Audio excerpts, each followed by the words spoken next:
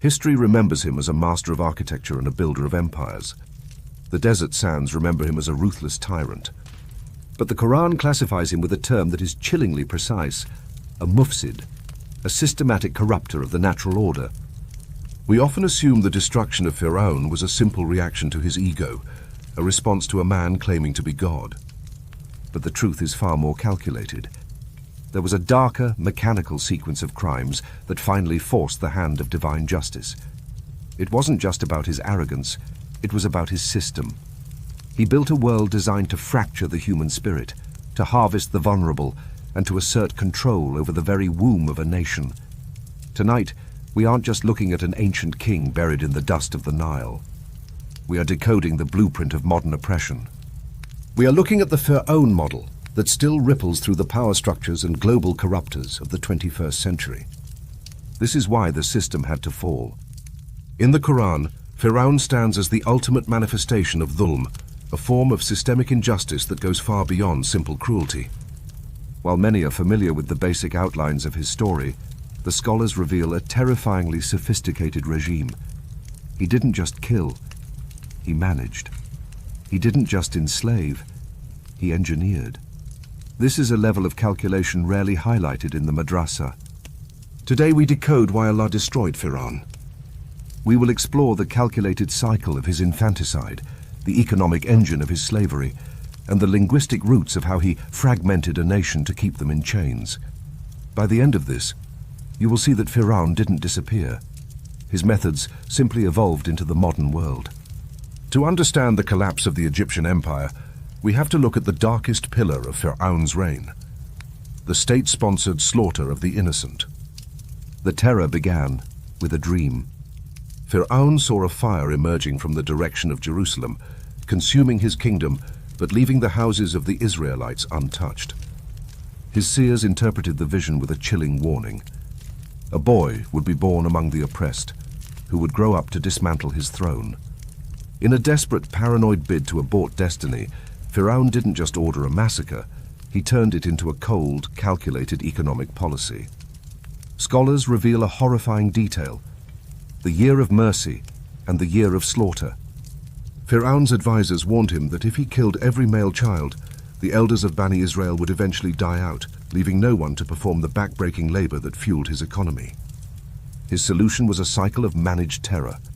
One year, he would slaughter every male infant to suppress the population and prevent the rise of a savior. The next year, he would spare them, not out of mercy, but to ensure a fresh supply of slaves for the future. This is what we call the architecture of management.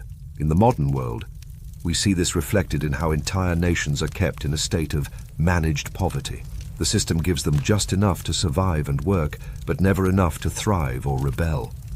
It is the same ancient logic, keeping a population useful but weak. When you realize that your struggle isn't accidental, but often the result of systems designed to keep you just functional, you stop blaming your own worth. You start looking for the exit that Musa was looking for. But to keep a people trapped in this cycle, Firaun needed more than just a sword. He needed a way to break their minds. Firaun's most effective weapon wasn't his army or his spear, it was partitioning, the deliberate fragmentation of the human collective. Divide and conquer. He understood a fundamental law of power. A united people can never be truly enslaved.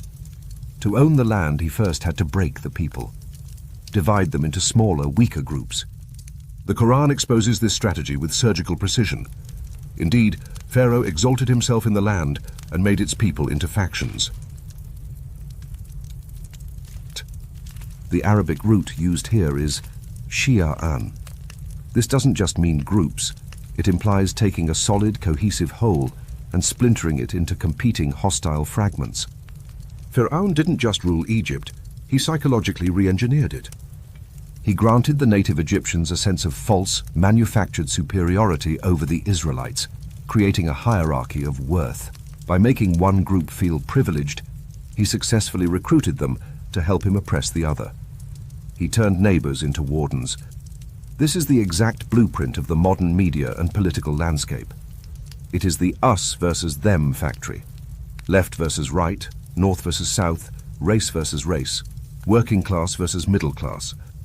As long as we are fighting each other over the crumbs falling from the table, we never look up to see the Firaun who owns the table itself. Today's media outlets and algorithms act as the modern-day magicians of Egypt, casting sophisticated illusions of conflict to keep the masses distracted, exhausted, and divided. Recognizing the divide and conquer strategy is your first step toward freedom. It allows you to step outside the manufactured tribalism and protects your heart from the artificial hate that the system tries to inject into your daily life. But once the people were divided and the distractions were in place, Firaun moved toward his final, ultimate goal, the total ownership of the human soul. The slavery of Bani Israel wasn't just about labor, it was a deliberate attempt to overwrite their identity. Firaun didn't just want workers. He wanted to turn a nation of believers into a nation of tools. Scholars point out that the Quranic term used to describe their condition is the worst of torments. This wasn't just hard work, it was a calculated soul-crushing grind designed to keep them in a state of perpetual exhaustion. Firaun knew that a man who is physically and mentally depleted has no capacity for an uproar. By burdening them with purposeless, back-breaking tasks, he ensured they were too tired to pray, too broken to contemplate their purpose, and too drained to notice the bigger issues of the empire. When your entire existence is narrowed down to the survival of the next 12 hours, you stop being a threat to the tyrant. You forget your God, and you only see your master. This is the ancient blueprint for the modern 9-to-5 cycle. Today, the chains are invisible, but the effect is the same. We are caught in a grind that leaves us too exhausted to think, too stressed to connect with our families, and too busy paying bills to notice the systemic oppression happening across the globe. It is a form of debt slavery, where the system lures you into a lifestyle you can't afford, forcing you to work for the Firaun of interest and consumerism for the rest of your life. They keep you so worried about your credit score that you lose your concern for the world. Understanding this helps you reclaim your priority. You realize that your time is the most valuable thing you own, and the system is constantly trying to steal it to prevent you from reconnecting with your fitra, your natural inclination toward the divine. Firaun thought he had perfected the machine. He thought his wall of soldiers and his cycle of slaughter made him invincible. He was wrong, because while he was busy controlling the people, he forgot who was controlling the water. When the hand of justice finally moved against Firaun, the punishment wasn't just a random act of nature. It was a poetic, direct response to the system he had spent a lifetime building. The Quran describes their end with a word that carries a heavy, chilling weight. We cast them. Scholars explain that this specific verb is used for something discarded as worthless trash. Think about the supreme irony of this moment. Firaun had spent decades treating human beings like disposable tools. He viewed the lives of infants as a calculated yield and the elderly as obsolete resources. He treated humanity like garbage. So in his final moments, the creator of the universe treated him and his entire invincible army like waste to be thrown into the sea.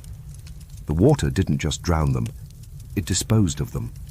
This reveals a recurring pattern in the graveyard of history.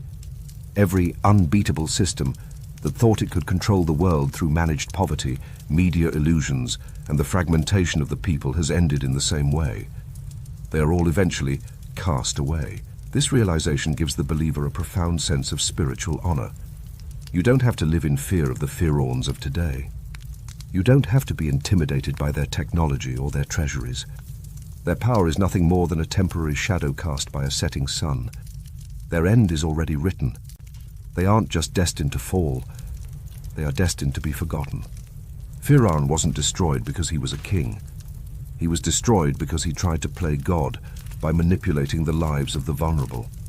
He managed the wombs of mothers. He divided the hearts of neighbors. He enslaved the bodies of the righteous. He thought his system was foolproof. But Allah is the best of planners. Ask yourself today, which system am I serving? Am I a part of the groups that divides people, or am I a part of the truth that unites them? Don't let the modern magicians of the media convince you that you are a slave to the year of slaughter. You are a servant of the one who parted the sea. The pyramids still stand, But the man who claimed to own the world is a museum piece. Choose your master wisely.